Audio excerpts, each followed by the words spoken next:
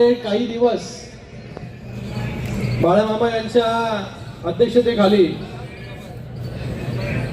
त्यांची संघर्ष समिती असेल, सर्व संघर्ष समिती या सगळ्या गोष्टींसाठी तयारी करत होती. मला देखील 2 दिवसा अगोदर संघर्ष समिती येऊन भेटून गेली आणि या संघर्ष समितीचे सगळे सदस्य जे आहेत त्यांची जी मागणी आहे आणि आपल्या सगळ्यांची जी मागणी आहे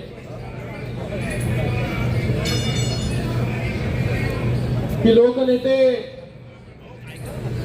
दिवा पाटील साहेबांचं नाव जे आहे हे नवी मुंबई आंतरराष्ट्रीय विमानतळाला मिळावं याच्यासाठी मोठं आंदोलन देखील झालं.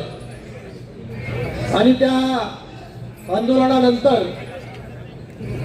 शिंदे साहेब जेव्हा मुख्यमंत्री होते तेव्हा तसा ठराव देखील त्या ठिकाणी पास केला आणि या नवी मुंबई विमानतळाला दिवा पाटलांचं नाव देण्याचे सर्व ठराव जे आहेत हे ऑक्टोबर असेल, नोव्हेंबर असेल, डिसेंबर असेल, हे सर्व ठराव जे आहेत हे आपल्या संघर्ष समितीने या ठिकाणी आरटीआयच्या माध्यमाने काढले. आणि या सर्व ठरावांच्या मध्ये जेव्हा शिंदे साहेब मुख्यमंत्री होते तेव्हा हे सगळे ठराव जे आहे दिवा पाटलांच्या नावाचे त्या ठिकाणी करण्यात आले आणि राज्य सरकारच्या माध्यमाने या नवी मुंबई एअरपोर्टला दिवा पाटील नवी मुंबई आंतरराष्ट्रीय विमानतळ असं नाव देण्यात यावं असा ठराव झाला. आणि तो ठराव जो आहे तो आता केंद्राकडे पाठवण्यात आलेला आहे. आज इथे आपल्या सगळ्यांच्या सहकार्यासाठी, आपल्या सगळ्यांच्या मागणीच्या बरोबर उभा राहण्यासाठी लोकसभेतील माझे सर्व सहकारी जे आहेत या ठिकाणी उपस्थित आहेत आणि आता सुप्रियाताई सुळे देखील या ठिकाणी उपस्थित झालेल्या आहेत. आमच्या सगळ्यांच्या भावना ज्या आहेत, जी आपली भावना आहे की या विमानतळाला जे आहे दिवा पाटील यांचं नाव दिलं पाहिजे, तीच आमची भावना आहे.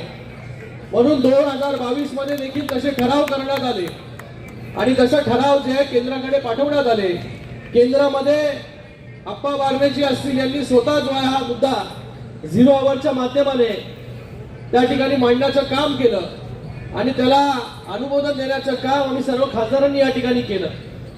आता सभागृह जे आहे हे चालत नाहीये, पण मला वाटतं या सभागृह जर बजरंग अप्पा पण इकडे आले, तुमचं पण स्वागत आहे, त्याचबरोबर निलेश लंके जी आहेत, त्याचबरोबर धैर्यशील मोहिते पाटील जी आहेत, बगरे सर इकडे आहेत, हे सर्व देशमुख साहेब आहेत, सर्व खासदार जे आहे हे या आंदोलनाच्या ठिकाणी उपस्थित झाले. म्हणजे आपल्या सगळ्यांची ताकद किती आहे या मंचावरती उपस्थित लोकांकडून जे खासदार आले ते गेले लाखो लोकांचे जे आहे प्रतिनिधित्व करतात. आज सर्वच्या सर्व खासदार या ठिकाणी महाराष्ट्राचे उपस्थित आहेत.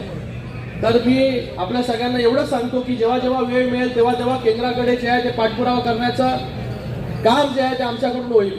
परवा जेव्हा समिती आली, या समितीला जे आहे थेट नागरी उड्डाण मंत्री राम नायडूजी ज्यांच्याकडे खातं येतं त्यांच्याबरोबर भेट देखील घडून आणली.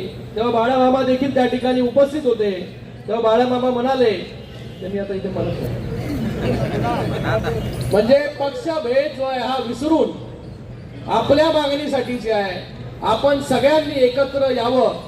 मला वाटतं ह्याच्यासारखं जे आहे ते कुठलं एक्झाम्पल उदाहरण जे आहे ते असू शकत नाही की जिथे सगळे पक्षभेद विसरून जे आहे ही सगळी लोक या ठिकाणी उपस्थित झालेली आहेत, सगळे खासदार या ठिकाणी उपस्थित झालेले. आपल्या सगळ्यांना एवढंच मी सांगतो की येणाऱ्या काळामध्ये नवी मुंबई आंतरराष्ट्रीय विमानतळाला दिवा पाटलांचं नाव मिळावं यासाठी आपल्या बरोबर जे आहे आम्ही सगळे लोक उभे आहोत. दिल्लीमध्ये पाठपुरावा करणं असेल, माननीय मंत्र्यांकडे पाठपुरावा करणं असेल, त्याचबरोबर होम मिनिस्टर साहेबांकडे पाठपुरावा करणं असेल किंवा प्रधानमंत्री साहेबांकडे पाठपुरावा करणं असेल, आम्ही सगळे मिळून जे आहे त्या ठिकाणी पाठपुरावा करू. आणि आपल्याला एवढंच आश्वासित करतो की आपला हा लढा जो आहे या लढ्याला जे आहे हे लवकरात लवकर यश जे आहे हे आपल्या सगळ्यांच्या सहकार्याने आणि इकडे उपस्थित असलेल्या मंडळींच्या सहकार्याने नक्कीच या ठिकाणी लाभेल. पुन्हा एकदा आपल्या सगळ्यांचं मी इथे धन्यवाद व्यक्त करतो की आज आपण एवढ्या लांब जे आहे महाराष्ट्रातून दिल्लीपर्यंत जे आहे जंतर मंतर ऐतिहासिक जंतर मंतरमध्ये आपण उपस्थित झालात त्याबद्दल देखील आपल्या सगळ्यांचे खूप खूप धन्यवाद. जय हिंद, जय महाराष्ट्र.